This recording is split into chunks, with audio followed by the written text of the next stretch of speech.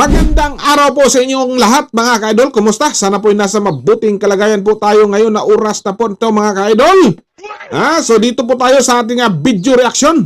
Tungkol po to mga ka-idol sa issue po ni Senate President Tito Soto mga ka-idol. Ay nako mga ka-idol.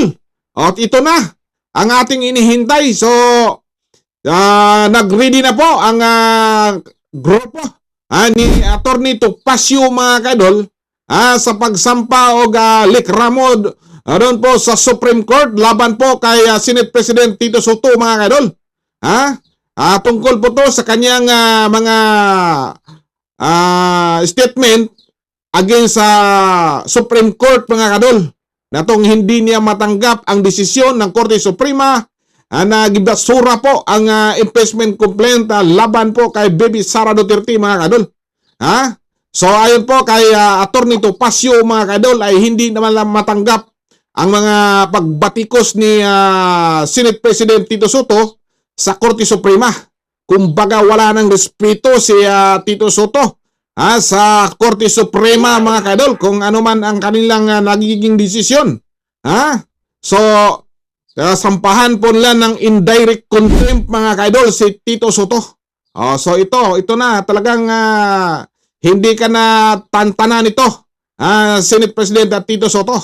Hindi na to madalag komedi. Kundi harapin mo na itong kaso na to sa Korte Suprema.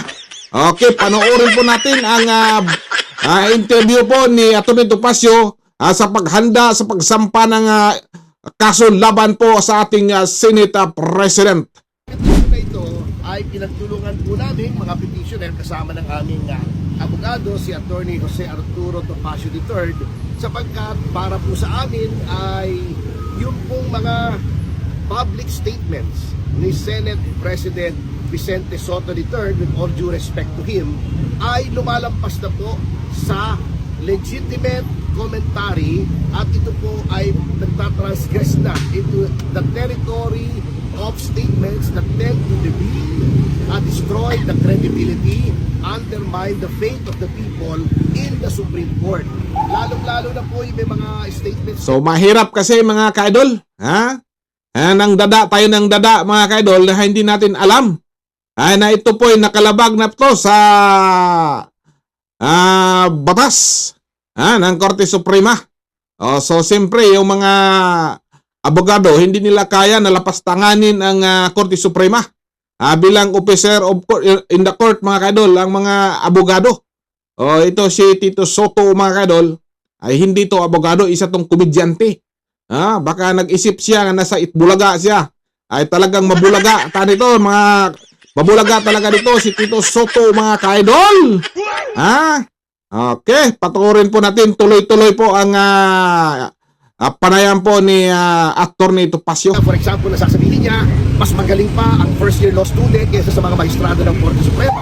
Parang inamend ng konstitusyon, hindi naintindihan ng ponente na si Senior Associate Justice Leonem, walang alam sa rules.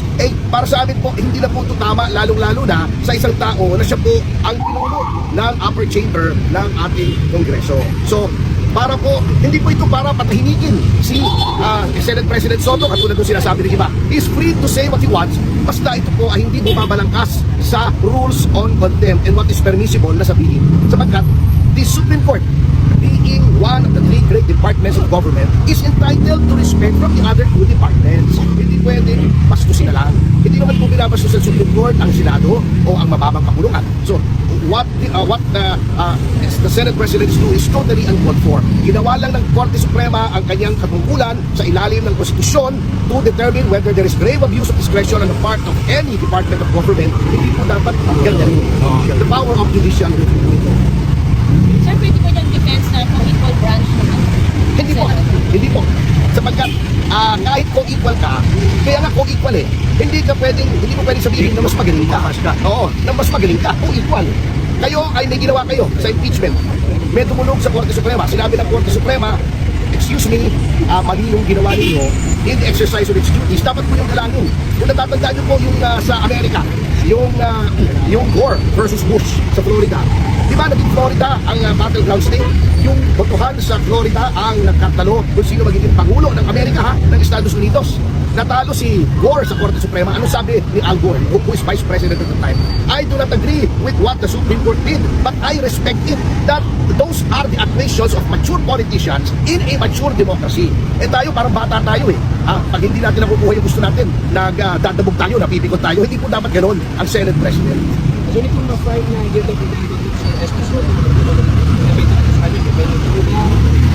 ang Maaari po siyang ma-judge in indirect contempt. O maaari po siyang tagalitan o ma-reprimand, ma-censure. Kataas-taasan po, siya po ay pagbuntahin ng 30,000 o makulong ng 6 na taon. 6 na buwan, sorry. Hindi sa sakit ng parliamentary media.